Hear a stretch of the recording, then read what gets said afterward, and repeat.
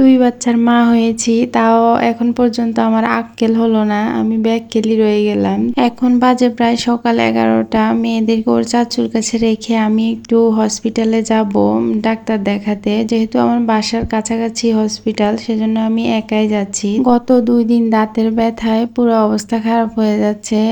একটা আক্কেল দাঁত উঠতেছে, সেজন্য প্রচন্ড ব্যথা। তো আমি এখানে হসপিটালে এসে ওনাদেরকে ডিটেলস বলেছি, তো ওনারা আমাকে ডেন্টালের একটা কার্ড দিয়েছে। তো আমি এখন ডেন্টাল সেকশনে যাব।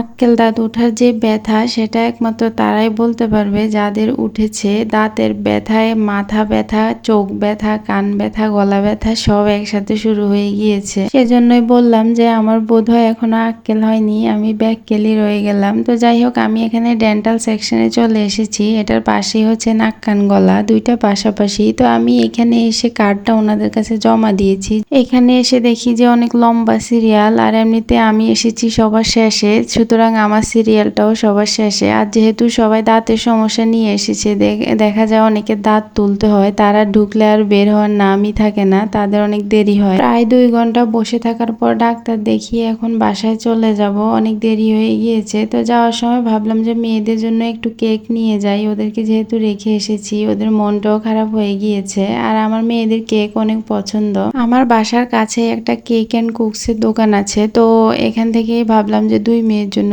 2 পিস কেক নিয়ে যাই। তো ওনাদের এখানে পাউরুটি, বিস্কিট আরো অনেক আছে। এছাড়াও আরো বিভিন্ন ফাস্ট ফুড আইটেম আছে, পিৎজা, বার্গার, আবার বসে খাওয়ার ব্যবস্থাও আছে। তো আমি কেকটা নিয়ে এখন বাসায় চলে যাব। বাসায় এসে দেখি যে আমার মেয়েরা আমার জন্য অপেক্ষা করছে। কেক দেখে তো ওরা মহা খুশি। তো এদিকে আবার ওর চাচ্চু ওদেরকে দোকানে নিয়ে ক্লে কিনে দিয়েছে, সেগুলোই ওরা আমাকে দেখাচ্ছিল। তো আজকে এ পর্যন্তই। সবাইকে অনেক ধন্যবাদ। আল্লাহ হাফেজ।